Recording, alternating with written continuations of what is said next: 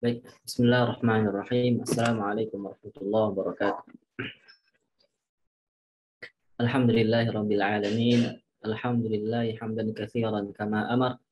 Alhamdulillahi hamdan katsiran kama yanbaghi li jalali wajhikal karim wa li'azimi sultanik. Allahumma salli wa sallim ala sayyidina Muhammad wa ala ali sayyidina Muhammad. كما صليت وسلمت على سيدنا إبراهيم وعلى آل سيدنا إبراهيم في العالمين إنك حميد مجيد. اللهم علمنا ما ينفعنا وانفعنا بما علمتنا وزدنا علما نافعا وهدى وصلاحا يا رب العالمين. اللهم لا سهل إلا ما جعلته سهلا وأنت تجعل الحزن إذا شئت سهلا. اللهم يا معلم إبراهيم علمنا ويا مفهم سليمان فهمنا. ربي زدني علما وارزقني فهما. ربي اشرح لي صدري ويسر لي أمري واحلل عقدة من لساني يفقهوا قولي. Yang kami hormati segenap pengurus dan segenap dewan guru, segenap panitia acara dari Maskanul Hufaz yang tidak bisa saya sebutkan satu persatu namanya, dari jajaran yang paling atas sampai jajaran yang terlibat langsung dalam lapangan di kepanitiaan mengurus semua rincian acara. Yang saya hormati Ustaz Moderator, Ustaz MC, yang saya belum kenal namanya, mohon maaf Ustaz.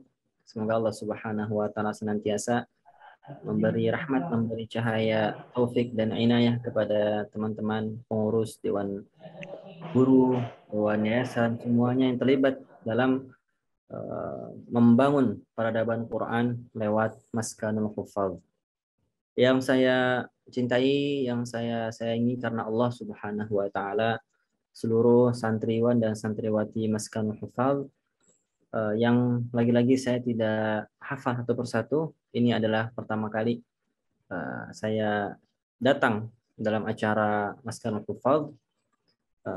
Tentu menjadi sangat tentu ini menjadi momen yang sangat menggembirakan dan sangat membahagiakan buat kita semua, karena tentu tidaklah bisa kita bertemu pada siang hari ini, tidak bisa kita bertemu pada hari yang diberkahi ini, meskipun masih lewat majelis virtual, kalau bukan karena Al-Quranul Karim, kalau bukan karena ukhuwah Islamiyah, persaudaraan Islam, dan yang lebih spesifik dari itu adalah al-ukhuwah al-Qur'aniyah. Al-ukhuwah al-Qur'aniyah. Jadi persaudaraan Quran. Jadi bukan hanya persaudaraan se-Islam, tapi persaudaraan se-Al-Quran. Kalau hari ini kita diuji, kita diberi cobaan, umat Islam tidak bisa bersatu meskipun sama-sama umat Islam, maka sadarilah bahwa satu-satunya yang tidak bisa memisahkan kita, yang tidak bisa merenggangkan rekatnya ikatan kita adalah Al-Quranul Karim. Kita bisa datang dari lembaga yang berbeda, kita bisa datang masing-masing dari rumah Quran, rumah tafsir, dari daerah yang berbeda-beda, dari yayasan yang berbeda-beda, dari latar belakang yang berbeda-beda, dari latar belakang ormas berbeda-beda, dari latar belakang pemikiran yang berbeda-beda. Namun ketika sudah Al-Quran yang menjadi kepentingan, sudah menjadi satu kata kita semua, kita sudah bersepakat bahwa Al-Quran lah yang akan mempertemukan kita. Dan karena Al-Quran nanti kita akan berpisah sejenak, dan karena Al-Quran lagi kita akan dikumpulkan kelak bersama Nabi Muhammad Sallallahu Alaihi Wasallam. Teman-teman yang Allah muliakan, para santriwan santriwati dan peserta umum, ya, yang non santri non santriwati namun mendapatkan informasi, ya. Kita hari ini berbicara seputar bagaimana menyikapi musibah, karena Allah Subhanahu wa taala di dalam surah Al-Baqarah yang jadi tema kita pada siang hari ini, yakni Quran surah Al-Baqarah. A'udzu billahi minasyaitonir rajim. Bismillahirrahmanirrahim.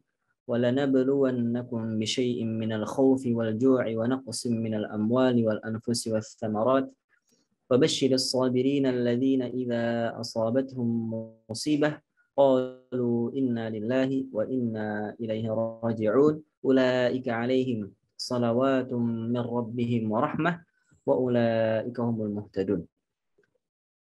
Ayat ini terletak pada surah Al-Baqarah pada juz kedua halaman ketiga ayat 155 sampai ayat 157. Setelah Allah Subhanahu wa taala bercerita tentang hakikat mereka yang mati di jalan Allah Subhanahu wa taala. Hakikat mereka yang meninggal karena berjuang dan berperang, mengangkat senjata melawan musuh-musuh Allah Subhanahu wa taala. Wala taqulu liman yuqtalu fi sabilillahi amwat bal ahya'u walakin la tash'urun. Hakikat orang-orang yang mati di jalan Allah Subhanahu wa taala bahwa sesungguhnya mereka tidaklah mati, mereka hidup, nama mereka harum, nama mereka didoakan, dan roh mereka diberi rizki oleh Allah Subhanahu wa taala sebagaimana yang difirmankan di surah Ali Imran. Bal ahya'un 'inda rabbihim yurzaqun farihina bima atahumullahu min fadlih wa yastabshiruna billadzina lam yalhaqu bihim min khalfihim alla khaufun 'alaihim wala hum yahzanun. Di sisi Allah Subhanahu wa taala mereka diberi rizki, di sisi Allah Subhanahu wa taala mereka bergembira sepenuhnya. Karena apa? Karena mereka menemui janji, karena mereka memenuhi janji, dan karenanya Allah pun memenuhi janjinya. Mereka memenuhi janji untuk senantiasa bersabar di tengah-tengah perjuangan. Mereka memenuhi janji untuk tetap teguh, untuk tetap kokoh di tengah-tengah badai musibah, di tengah-tengah badai hentakan perang. Mereka bersabar. Mereka menang, mereka berbahagia. Mereka mati, mereka juga berbahagia. Bagi mereka, orang-orang yang berperang di jalan Allah Subhanahu wa taala tidak lain hanyalah dua kebahagiaan, dua kemenangan, tidak ada kekalahan di dalamnya. Maka tatkala mereka mati, wala taqulu liman yaqtalu fi sabilillahi amwat bal ahya'un 'inda rabbihim yurzaqun. Mereka hidup di sisi Tuhan mereka. Bal ahya'un 'inda bal ahya'un walakin la tash'urun, dan kalian tidak mengetahui itu. Nah, lalu Allah berbicara tentang hakikat musibah. وَلَنَبْلُوَنَّكُمْ بِشَيْءٍ مِنَ الْخَوْفِ وَالْجُوعِ وَنَقْصٍ مِنَ الْأَمْوَالِ وَالْأَنْفُسِ وَالثَّمَرَاتِ وَبَشِّرِ الصَّابِرِينَ. Dan niscaya, sungguh-sungguh, pasti. وَلَنَبْلُوَنَّكُمْ itu ada beberapa pecahan kata di situ. Kata yang pertama ada lamut taukid, la itu artinya pasti, niscaya. Nabluwa itu artinya kami menguji, kami memberi cobaan, kami pasti menimpakan kepada kamu satu ujian yang sangat berat. Ada nun, labluwanna, itu artinya nun taukid. Jadi ada dua alat taukid, ada dua alat penekanan, hanya untuk menceritakan bahwa ujian al-ibtila itu kepastian, itu pasti, itu niscaya. Walanabluwannakum bisyai'im minal khaufi wal ju'i wa naqsin minal amwali wal anfus was samarat. Pasti akan kami uji dengan sungguh-sungguh kalian semua. Melalui apa? Melalui bisyai'im minal khaufi, melalui rasa takut. Ini jenis musibah yang pertama, jenis cobaan yang pertama. Rasa takut akan apa? Rasa takut atau rasa khawatir. Ya. Dan juga rasa gundah gulana. Tentang apa? Tentang apa yang menjadi masa depan kita. Tentang apa yang akan jadi nasib kita di masa yang akan datang. Minal khaufi. Lalu jenis yang kedua, kami pasti niscaya dengan sungguh-sungguh akan menguji kalian melalui wal ju'i, dengan rasa lapar. Wal ju'i, dengan rasa lapar. Bukan hanya orang-orang miskin, orang-orang fakir yang merasa kelaparan. yang mesti kita bantu mereka melalui derma dan sedekah kita. Tetapi orang-orang kaya pun pasti diuji dengan rasa lapar. Orang-orang yang hartanya tidak terhitung pun pasti mereka diuji dengan rasa lapar. Orang muslim mereka diuji sekaya apapun mereka, meskipun harta mereka itu tidak lagi berseri, harta mereka disimpan di bank Swiss sekalipun, mereka akan merasakan rasa lapar. Kapan? Ketika bulan Ramadan tiba. 1 bulan mereka wajib berpuasa. Orang kafir juga diuji dengan kelaparan. Yang miskin mereka diuji dengan kelaparan. Yang kaya sekalipun mereka masih tetap lapar. Dengan cara apa? Dengan cara tidak makannya mereka saat mereka sudah terlalu dibikin sibuk dengan dunia, urusan bisnis, urusan harta benda, sehingga membuat dia lupa makan dan mereka merasa lapar. Ya, mereka merasa lapar. Lalu kemudian jenis yang ketiga, wa naqsim minal amwah. Jenis ujian yang pasti niscaya dengan sungguh-sungguh Allah akan uji kita adalah kekurangan harta wal anfusi was samarat. Jadi jenis yang ketiga ini naqsim minal amwali wal anfusi was samarat. Terbagi lagi menjadi 3. Kekurangan jiwa. Ini dibuktikan dengan kematian sanak saudara kita, kematian para pemimpin kita, kematian teman-teman terdekat kita, guru kita, murid kita, ayah kita, ibu kita, kakak, adik kandung kita. Wa naqsim minal amwali wal anfus. Adapun kekurangan harta, amwal, oleh yang tadi al-anfus. Oleh al-amwal adalah semua orang pasti akan diuji dengan rasa kurang harta. Orang yang kaya sekalipun, mereka tidak pernah merasa puas. Mereka rakus. Mereka ingin selalu menambah materi. Karena apa? Karena mereka merasa kurang harta. Apalagi orang yang miskin papa, orang yang fakir miskin, tidak diberikan, tidak punya banyak harta. Untuk makan di hari itu pun, mereka masih mikir apalagi di hari esok. Wa naqsim minal anfusi was samarat. Dan rasa kekurangan dari buah-buahan. Dan ini dalam bentuk umum, kekeringan, paceklik. Ya. Bahkan kita negara yang hidup di garis khatulistiwa sering kali mengalami paceklik, musim panas yang berkepanjangan. Tidak ada bedanya. Wala nabluwannakum bisyai'in minal khaufi wal ju'i wa naqsim minal amwali wal anfusi wal thamarat. Orang muslim, orang kafir, mereka diuji dengan 3 hal ini. Rasa khawatir, rasa lapar, dan rasa kekurangan. Kekurangan harta, kekurangan jiwa, dan kekurangan makanan, kekurangan sumber makanan, sumber pokok pangan mereka. Nggak ada bedanya, baik orang muslim maupun orang kafir, mereka semua diuji. Namun mereka berbeda.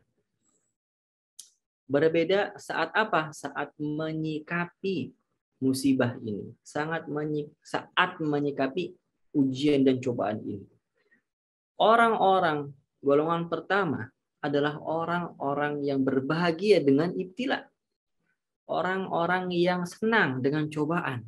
Orang-orang yang hatinya itu lapang, tenang. Karena tahu bahwa semua cobaan, semua ujian, semua musibah adalah keniscayaan. Apa kata Allah?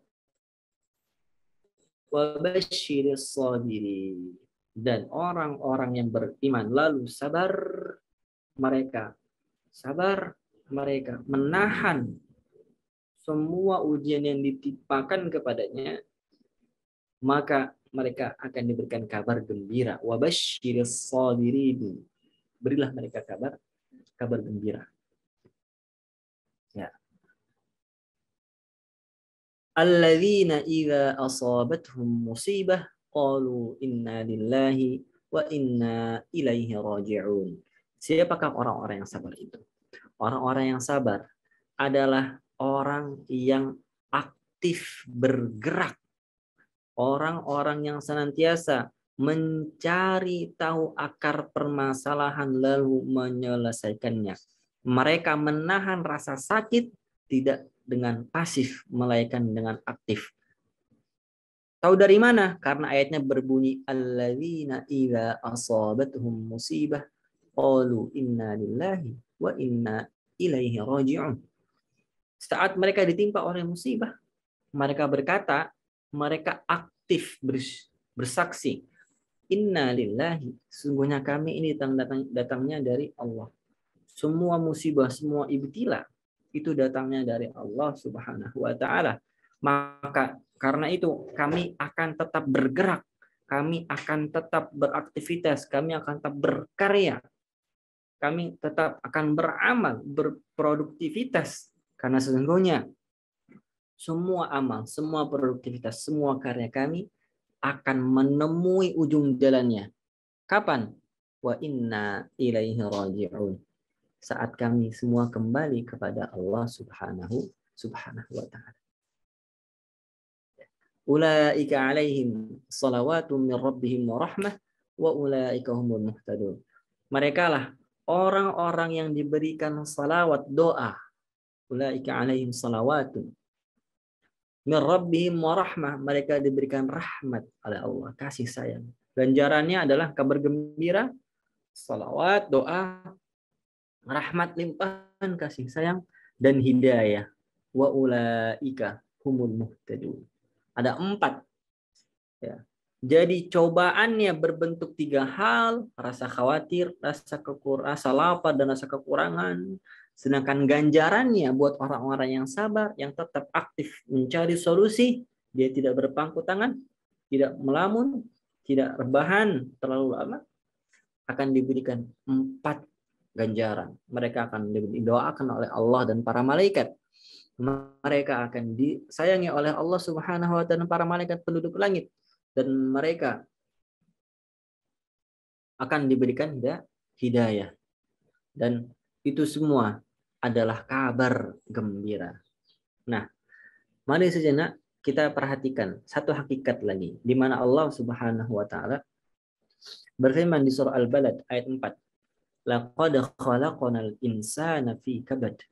Sesungguhnya kami ciptakan manusia itu pasti selalu diliputi dalam kesusahan. Selalu dilingkupi oleh musibah. Masa sih Ustaz? Orang-orang yang konglomerat kayaknya hidupnya tenang-tenang aja itu. Orang yang duitnya miliaran, orang yang bisa beli apapun yang mereka mau.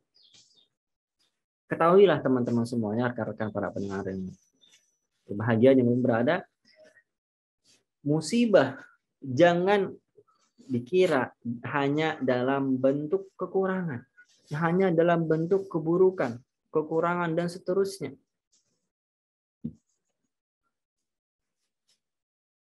Ya. Barusan ada yang ngejapri saya lewat private message, minta diulang apa 4 ganjaran. Oke, saya ulang ya.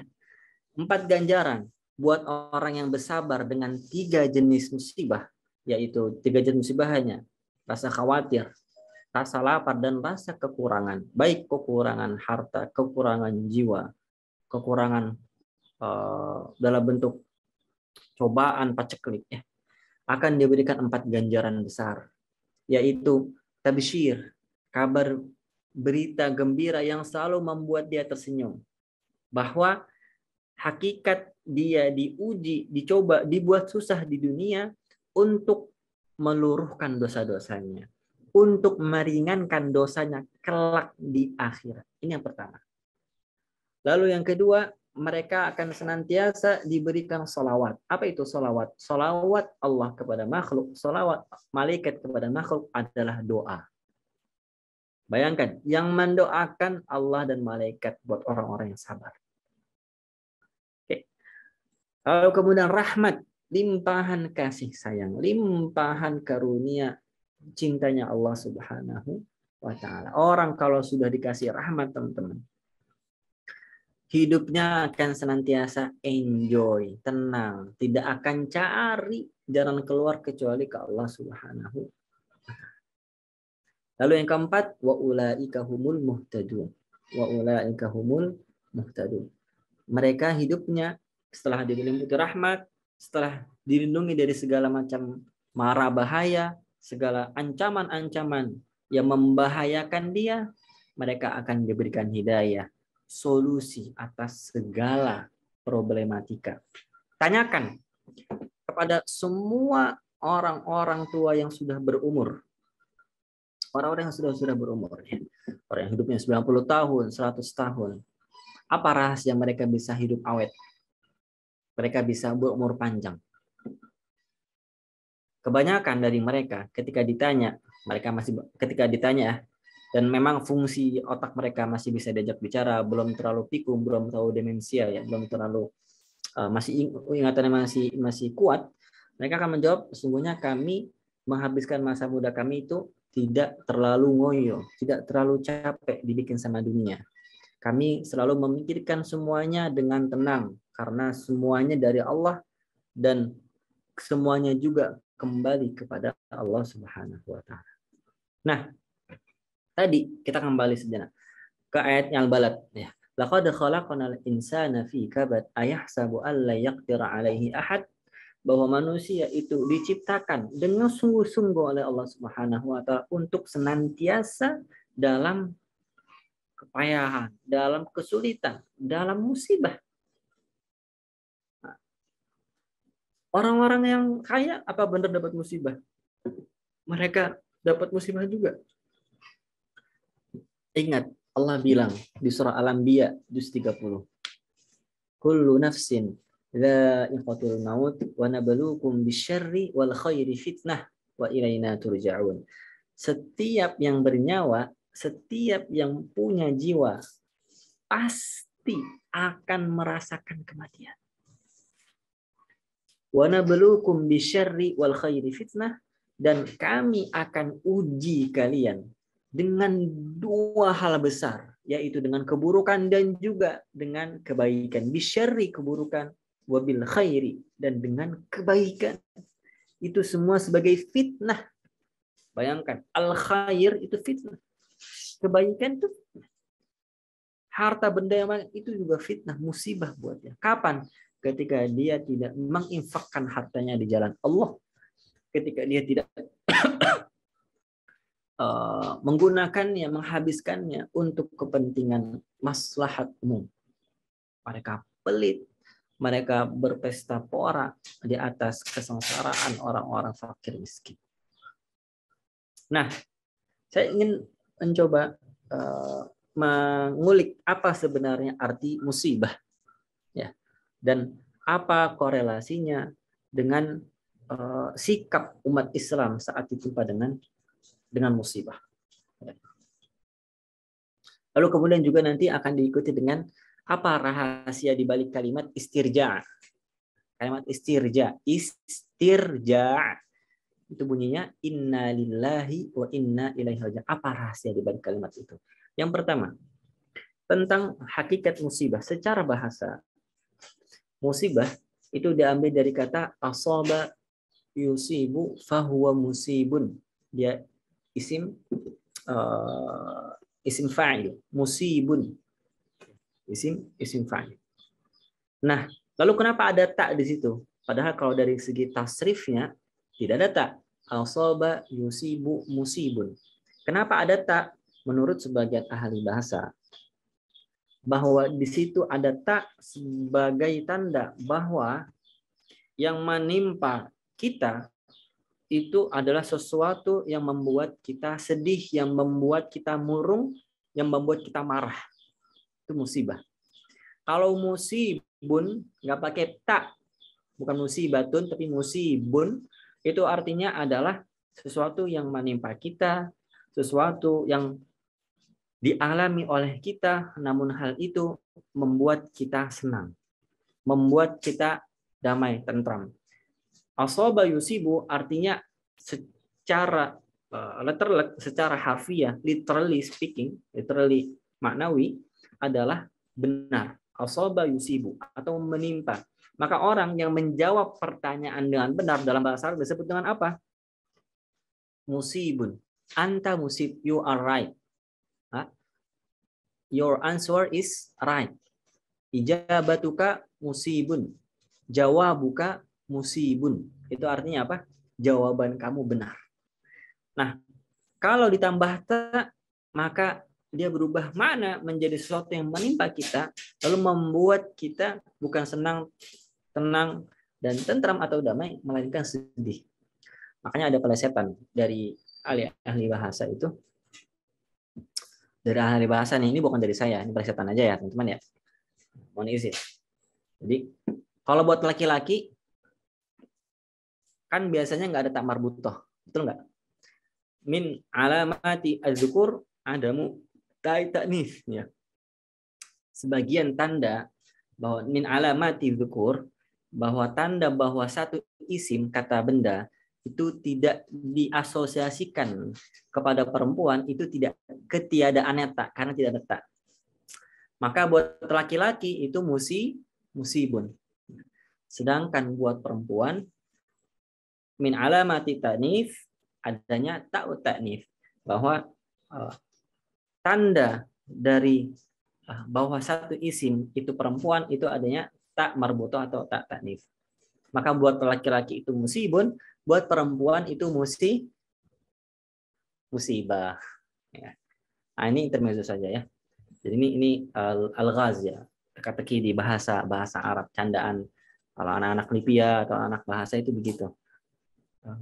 Buat laki-laki musibun, buat perempuan musibah. Nah, gitu ya. Tapi kita ngomongin itu. Kita ngomongin apa sebenarnya hakikat musibah. Bahwa hakikat musibah adalah dia bukan hanya menimpa perempuan, maksudnya begitu. Dia menimpa semua orang, semua jenis kelamin. Ya, cuman dua loh ya jenis kelamin manusia itu ya. Kalau nggak laki, perempuan. Ingat, cuman dua. Nah, mari kita beranjak kepada apa sebenarnya sikap orang beriman yang seharusnya. Secara rinci itu apa? Sebelum sampai sana, saya ingin menyingkap dulu rahasia. Satu ibarah yang menarik, ya, satu ibarah yang menarik dari salah seorang sahabat namanya Jubair. Sa'id bin Jubair, ya. Seorang tabi'in, bukan seorang sahabat, seorang tabi'in. Sa'id bin Jubair. Beliau mengomentari ayat ini, ayat 156, alladzina idza asabatuhum musibah qalu inna lillahi wa inna ilaihi raji'un. Apa komentar beliau? Komentar beliau, seandainya Nabiullah Ayyub, seandainya Nabiullah Ya'qub, bukan Ayyub ya, Ya'qub alaihissalam. Keturunannya siapa? Keturunannya Ishak. Ishak keturunannya siapa? Keturunannya Ibrahim. Jadi Ibrahim, Ishak, Ya'qub. Ya'qub punya anak 12. Salah satu anaknya namanya Nabi Yusuf. Nabi Yusuf kita tahu sejarahnya, kita baca sejarahnya bahwa Nabi Yusuf itu diambil dengan makar saudara-saudaranya, dicuri dari siapa? Dari Yakub, karena mereka iri Yakub, mereka iri kepada Yakub yang lebih cinta kepada Yusuf dan Bunyamin. Saat itu kalimat yang terlontar dari lisan Yakub sebagai ayahnya Nabiullah Yusuf alaihissalam adalah wa tawalla anhum wa qala ya asafa ala Yusuf wa bayaddat aynahu minal huzni fahuwa kadhim. Kalimat yang terlontar dari lisannya Nabi Yakub adalah ya asafa ala Yusuf. Aduhai, aduhai, aduhai. Betapa kasihannya Yusuf. Jadi ya asafa ala Yusuf. Kalimatnya itu. Kalimatnya adalah ya asafa ala Yusuf. Sa'id bin Jubair tabi'in tadi mengomentari kalimat ayat ini, ayat Al-Baqarah ayat 196. Adapun kalimat yang terlontar dari mulutnya Nabi Yakub itu ada di surah Yusuf. Saya lupa nomor ayatnya. Ada di juz 12. Wa tawalla anhu wa qala ya asafa ala Yusuf wa biyaddat aynahu minal huzni fa huwa kadhib. Juz 12 sampai juz 13 ya.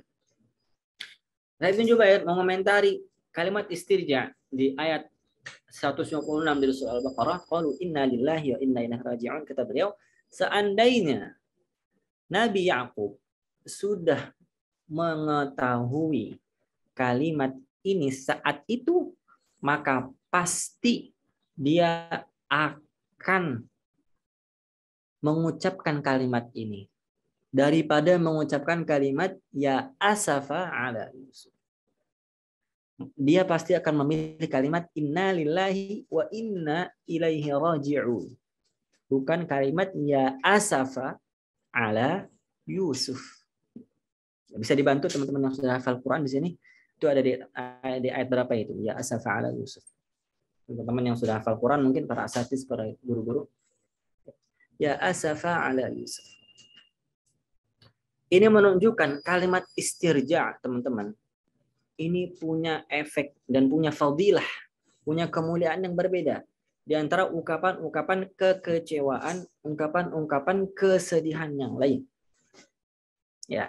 Jadi levelnya, kalau kita boleh bagi, level ungkapan kekecewaan seorang manusia ketika ditimpa oleh satu musibah, level ungkapan kesedihan mereka itu terbagi menjadi 3. Yang pertama, ungkapan yang di situ tidak ada lafaz Allahnya. Ya, itu ada yang jawab, sepertinya ayat 8 katanya ya. Monggo nanti dicek. Ustaz, moderator atau siapa boleh bantu. Saya nggak buka mushaf nih, di depan laptop saya nggak ada mushaf soalnya. Nah, jadi level manusia, ungkapan kesedihan manusia ketika ditimpa oleh kesedihan itu ada tiga. Yang pertama, ungkapan kesedihan, kekecewaan yang tidak ada lafaz Allah di situ.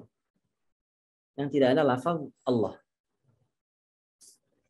Dia tidak mengingat Allah dengan lisannya, dan belum tentu dia tidak mengingat Allah dengan hatinya. Barangkali dia mengingat Allah dengan hatinya, tapi kemudian nanti, aduh, kenapa sih kok begini?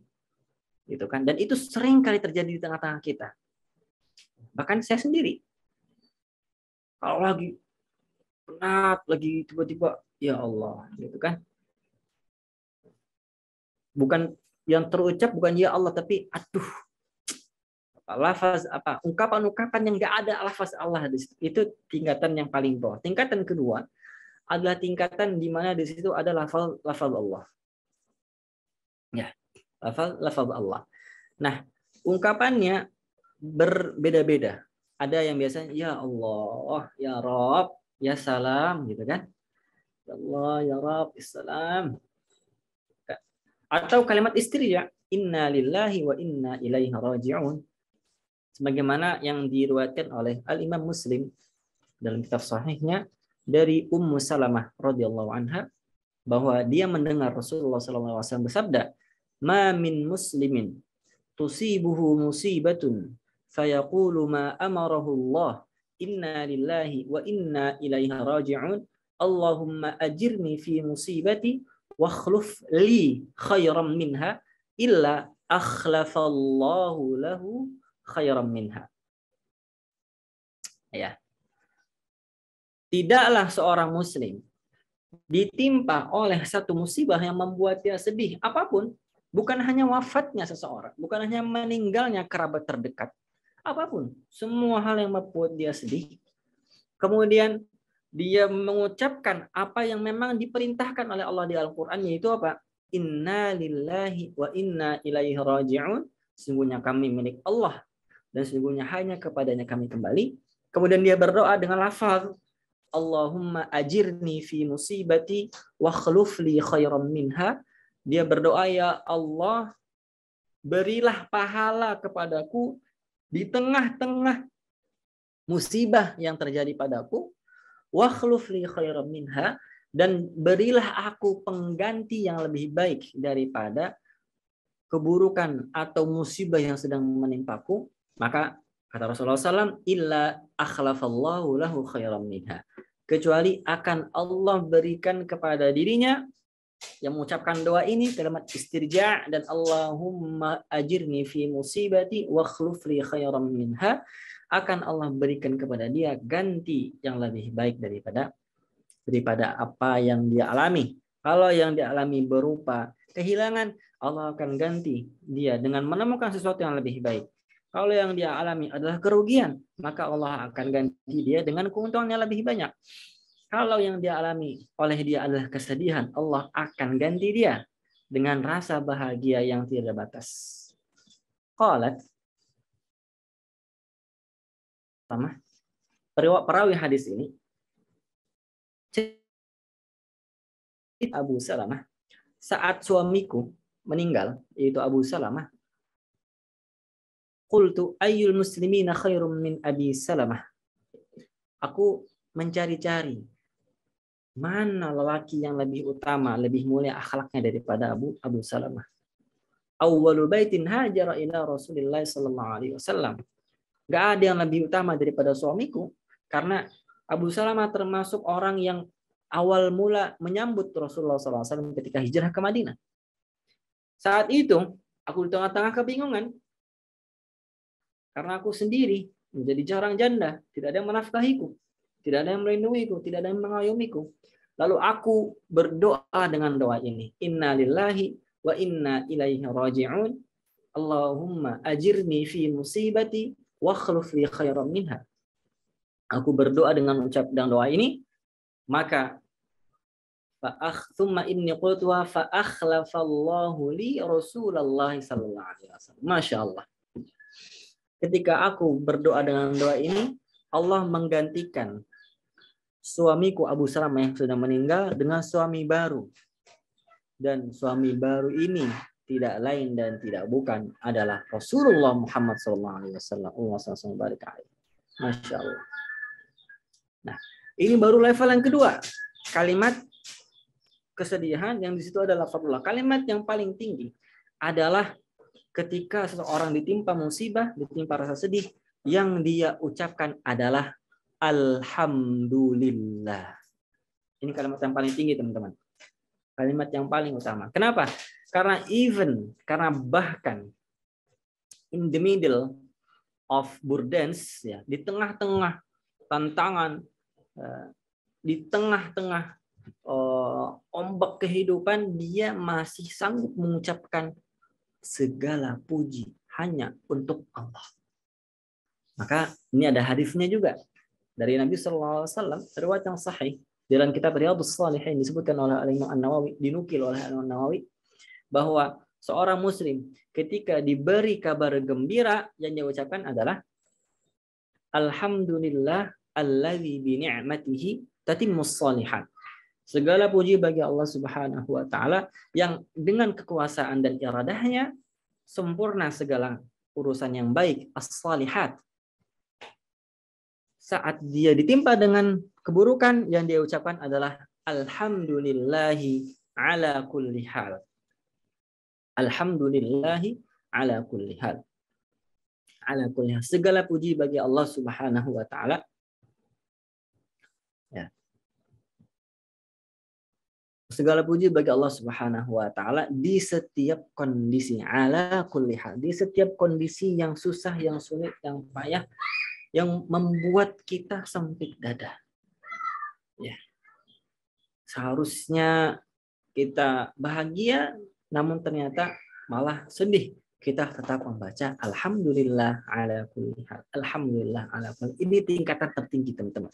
Susah sekali melatih lidah kita. Kecuali memang hati kita latih dulu untuk terbiasa bersyukur kepada Allah, untuk terbiasa memuji Allah di setiap kondisi. Kata seorang sahabat, ya, dia bersaksi, orang yang terbiasa memuji Allah di dalam keadaan lapang, dalam keadaan bahagia, dalam keadaan senang, maka dia akan dimudahkan oleh Allah untuk menyebut nama Allah saat di masa sulit. Sedangkan orang-orang yang jauh dari rahmat Allah adalah mereka yang hanya menyebut nama Allah saat di masa sulit. Ini ada ceritanya di Al-Quran berulang-ulang. Salah satunya ada di surah Yunus. Wa idza massal insana dhurrun da'a rabbahu muniban ilaihi. Thumma wa idza massal insana dhurrun da'a rabbahu muniban ilaihi. ثم إذا خوله نعمة منه نسي ما كان يدعو إليه من قبل Ya, wa idza massal insana ad-durru da'ana li janbihi aw qa'idan aw qa'ima falamma kashafna 'anhu darrahu marra ka'an lam yad'una ila durrin massah. Orang-orang yang jauh dari rahmat Allah, kebanyakan manusia ketika ditimpa musibah ad-dur, madarat, kejelekan, dia berdoa kepada Allah dengan maksimal. Di jambihi aw qa'idan aw qa'imah. Dia senantiasa berdoa kepada Allah saat tidur, di jambihi, saat dia duduk, aw qa'idan, saat dia berdiri, aw qa'im. Falamma kashafna 'anhu darrahu marra ka'an lam yad'una ila durrin massah. Namun tatkala sudah kami ijabah dia, sudah kami penuhi segala keluh kesah dia, kami ganti dia ketentraman, kelampangan, marra ka'an lam yad'una ila durrin massah. Dia berlalu saja begitu saja, seperti seakan-akan tidak pernah berdoa kepada kita. Dia lupa kepada Allah Subhanahu. Kadzalika zuyyina lil musrifina ma kanu ya'malun. Itulah kebiasaan orang-orang yang melampaui batas. Semoga Allah Subhanahu wa taala melindungi kita daripada sifat israf, sifat melampaui batas. Oke, itu rahasia di balik kalimat apa? Istirja. Sebelum kita tutup atau buka pertanyaan, saya ingin meringkas apa yang memang disarankan oleh para ulama ketika kita ditimpa oleh musibah, ketika ditimpa oleh kesusahan, kesempitan hidup. Al-Imam Ibnul Qayyim dalam kitab Zadul Ma'ad menyarankan kepada kita. Yang pertama, saat kita ditimpa musibah, saat kita diuji oleh Allah Subhanahu wa taala dengan rasa kecewa, rasa sedih, apapun yang membuat kita sedih, ya, kekurangan harta, rasa khawatir, rasa lapar. Yang pertama, an yanzura ila ma usiba bihi fayajid rabbahu qad abqa alaihi mithlahu aw afdala minhu. Agar dia memperhatikan dengan betul apa sebenarnya hakikat yang menimpa dia dan melihat siapa sebenarnya yang menimpakan ini kepada dia. Ketika dia melihat apa yang menimpanya ini, dia akan menemukan bahwa masih ada banyak nikmat lain yang selama ini aku rasakan. Ketika dia melihat siapa yang menimpakan ini, dan dia mengatakan bahwa yang menimpakan ini adalah Allah semata, maka dia tahu Allah sedang ingin menghapus dosanya dan membuat dia kesusahan di dunia dengan menyegerakan kesusahan di dunia agar nanti di akhirat dia hidup tenang, damai, sentosa, berbahagia di surga selamanya. Yang kedua, an yutfi'a nar musibatihi bi burdit ta'assi bi ahli al-masa'ib wal yanzur yamnatan fahal yara illa mihnah, agar dia mematikan api kesedihannya dengan rasa dingin yang muncul di tengah-tengah ahlul masa'ib. Maksudnya begini, dia melihat samping kanan, samping kirinya. Dia melihat bawahnya, dia melihat atasnya. Ternyata dia temukan yang kena musibah, yang diuji bukan cuman dia doang. Banyak yang lebih berat daripada dia. Dan meskipun banyak orang yang lebih berat cobaan dari dia, ternyata banyak juga dari mereka yang bisa tenang, yang bisa dingin, tetap stay cool. Gak panas, gak kecewa.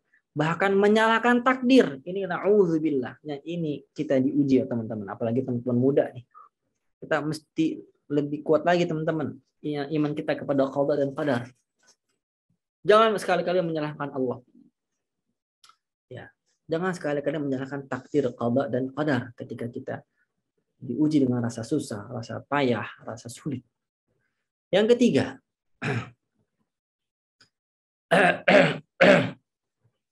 ya, hakikat an ya'lama anna al-jaz'a la yarudduha bal yudha'ifuha.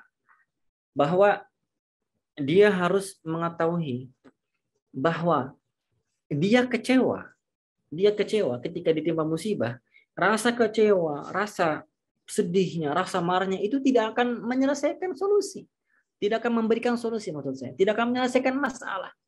Tidak akan menghilangkan masalah dari depannya. Bahkan kemudian al-jaza', rasa kecewa, aduh, rasa mengeluh, itu bahkan menambah bal yudha'ifuha. Itu menambah musibah. Ya, ditimpa utang kan, pailit gitu, bangkrut. Dicaci maki sana sini. Wah, marah. Itu dia caci maki itu malah tambah sakit hati dia. Malah tambah kecewa. Diam saja. Diam. Kalau belum bisa terbiasa memuji Allah di tengah kesulitan, paling tidak diam, tahan diri untuk tidak ucap kalimat-kalimat yang jelek, kalimat-kalimat kotor. Apalagi semua nama hewan keluar ya. Nauzubillah. Lalu kemudian yang keempat, an ya'lam anna fawata thawabis sabri wat taslimi wa huwa salatu war rahmatu wal hidayatu allati dhammanaha Allah 'ala sabri wal istirja' a'zamu minal musibati fil haqiqah. Agar hakikatnya dia faham bahwa sholawat, rahmat dan hidayah, lalu juga kabar gembira yang diberikan kepada orang yang sabar itu lebih agung, lebih nikmat daripada musibah yang sedang dia alami. Sepadan teman-teman. Seberapa besar ujian dan cobaan yang kita rasakan dalam hidup, maka sebesar itu pula rasa Allah ingin memanggil kita. Yuk kembali, yuk kemari. Kamu sudah jalan terlalu jauh. Dikasih cobaan, dikasih rasa sakit, dikasih bangkrut, dikasih pailit. Itu cara Allah memanggil kita. Maka kata Nabi Sallallahu Alaihi Wasallam, "Asyaddun nasi ibtila'an al-anbiya fal-anbiya." Orang yang paling syadid, yang paling susah, yang paling parah ujiannya adalah para nabi. Kenapa? Karena para nabi itu orang yang paling dekat derajatnya dengan Allah. Semal anbiya. Jadi sekalian Allah bilang, Rasulullah SAW bilang, Innallaha idza ahabba qauman ibtalahum. Dan riwayat yang lain, Innallaha idza ahabba 'abdan ibtalahu. Sesungguhnya jika Allah cinta sama seseorang, bayangkan, cinta sama seseorang, pasti Allah uji dia dengan ujian yang sangat berat.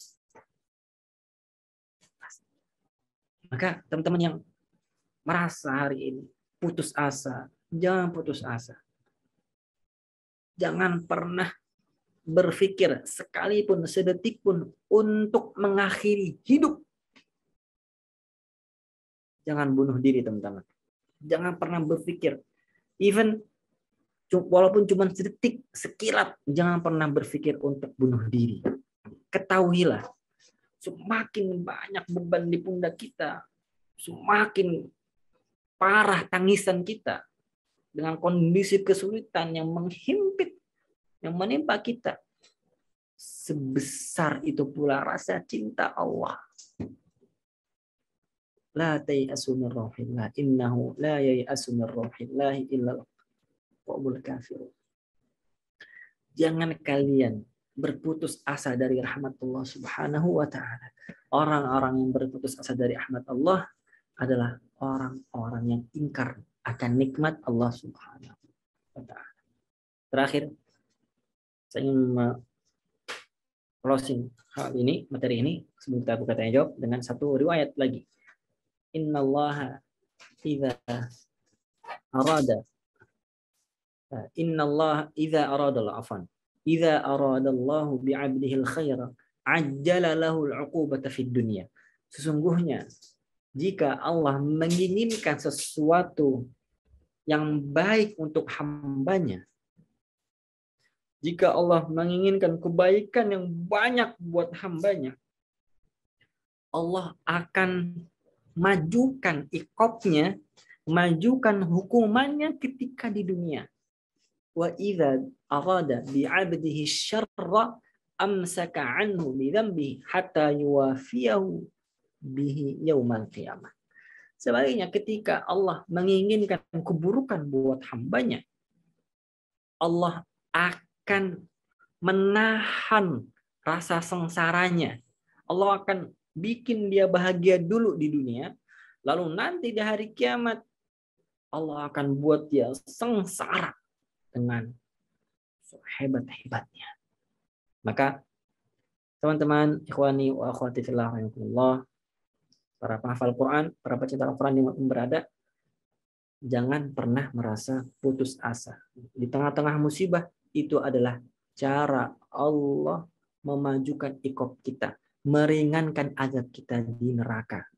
Bahkan bisa jadi ini adalah cara Allah menghapus dosa kita dan mengembalikan kita seperti kertas putih yang tidak bernoda, tidak ada bercak hitam sekalipun di situ.